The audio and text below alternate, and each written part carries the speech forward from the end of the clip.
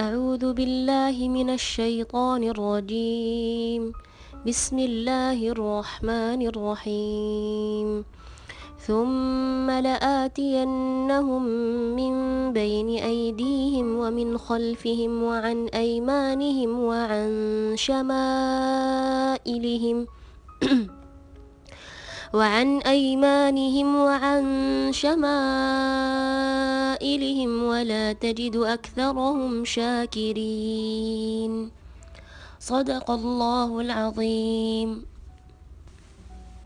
بسم الله الرحمن الرحيم. الحمد لله رب العالمين، والصلاة والسلام على المبعوث رحمة للعالمين سيدنا محمد صلى الله عليه وسلم. اللهم علمنا ما ينفعنا وانفعنا بما علمتنا وزدنا هدى وتقى ورفعة وحكمة يا أرحم الراحمين. اللهم اهدنا واهد بنا ويسر الهدى لنا واجعلنا هادين مهديين إلى يوم القيامة يا رب العالمين.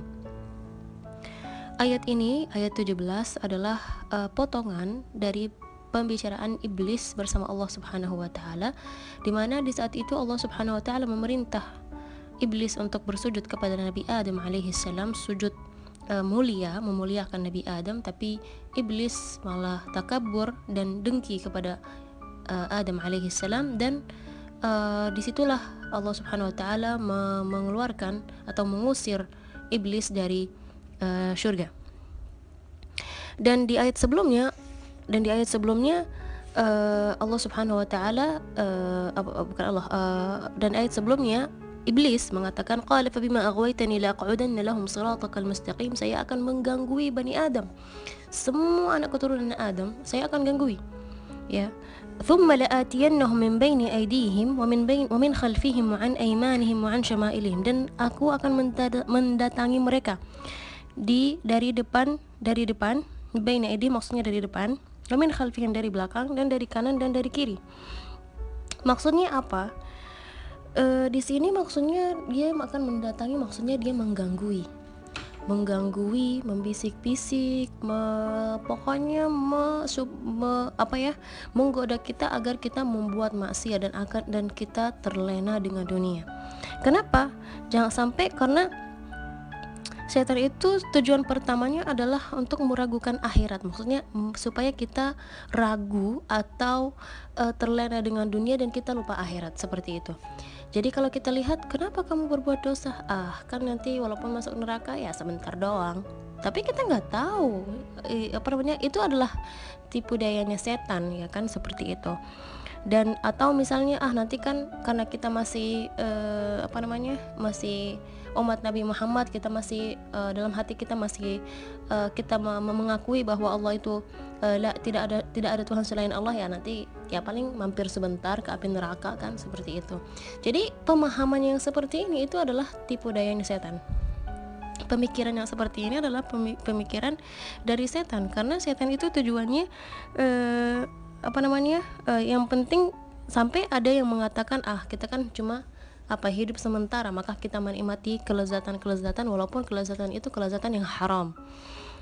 Dan wa annal jannata hiyad dunya, dan surga itu adalah dunia, gitu. Jadi maka dia menggoda Bani Adam, ya, anak keturunannya Adam, untuk melakukan semua dosa, ya, zina, bohong, memakan harta, membunuh, menyakiti orang, menghancur rumah tangga orang. Itu semua kelakuan dari bisikan atau godaan iblis. Karena apa? Ya sudah, yang penting kamu number one, misalnya seperti itu. Yang penting ngapain, ya udah laku aja yang apa dalam pikiranmu, dan abaikan yang lain. Terus apa lagi? Dan kalau kita lihat juga ini adalah bukan hanya dan pemikiran ini bukan hanya bisikan-bisikan dari setan, tapi juga kita melihat efeknya di dunia. Efeknya kita bisa melihat misalnya ada yang membuka misalnya tempat-tempat pelacur misalnya. Itu sebenarnya bentuk dari kebisikan setan, tapi sudah jadi nyata di depan mata kita. Nah, karena yang membuatnya itu sudah istilahnya sudah menjadi mainannya setan, gitu. Dan sebenarnya setan itu tidak menggoda orang-orang yang seperti itu. Jadi setan itu kerjanya yang orang mau menjadi orang hamba Allah yang lurus, itu dia menggodanya. Ketika orang itu sudah tergoda, terlena, maka setan sudah angkat tangan. Udah biarin aja, udah dia terlena. Saya ganggu yang lain yang berusaha kembali kepada Allah, mereka yang bertaubat kepada Allah. Maka kita sering kali melihat, atau mungkin kita sendiri ya, kita pengen misalnya berubah menjadi orang yang baik, berubah menjadi orang yang ya mendekatkan dirilah kepada Allah Subhanahu wa taala, mau bertobat kepada Allah. Misalnya kita ya misalnya mulai dari sholat. Mungkin dulunya yang sholatnya bolong-bolong atau tidak pernah sholat sama sekali, mulai sholat, tapi berasanya berat sekali.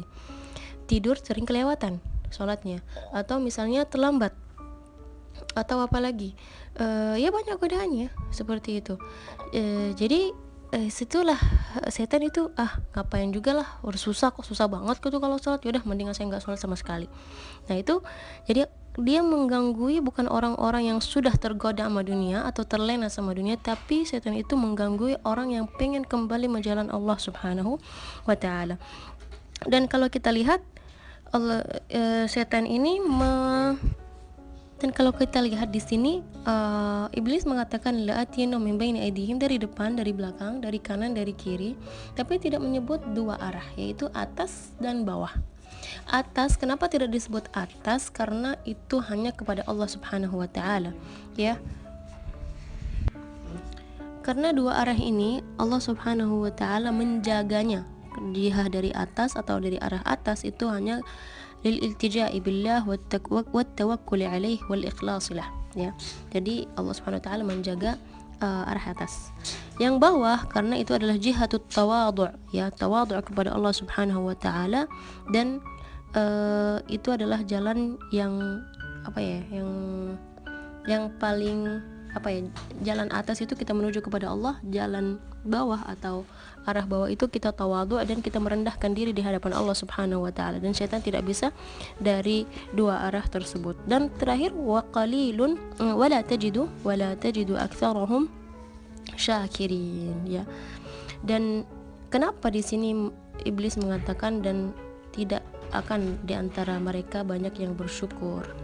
Karena orang-orang yang beriman, ya, mereka ridha apa yang diberi oleh Allah Subhanahu wa taala, dan orang-orang yang kufur nikmat atau imannya lemah, mereka yang tidak bersyukur. Maka kalau kita lihat di sini bukan wala tajidu aktsaruhum misalnya muslimin, misalnya dan tidak akan melihat banyak di antara mereka yang Islam atau yang iman tapi tidak bersyukur, karena bersyukur itu adalah bentuk dari keimanan seorang hamba. Dan mudah-mudahan kita termasuk orang-orang yang bersyukur. Insya Allah nanti di kajian-kajian yang lain kita akan membahas tentang syukur seperti apa dan level-level syukur seperti apa. Ini hanya kesimpulan dari ayat ini bahwa syaitan itu banyak caranya dan pintar sekali caranya untuk menggoda kita supaya kita terlena mengikuti dunia atau hawa nafsu. Hada wallahu ta'ala a'la wa a'lam, wa sallallahu ala sayyidina Muhammad walhamdulillahi rabbil alamin.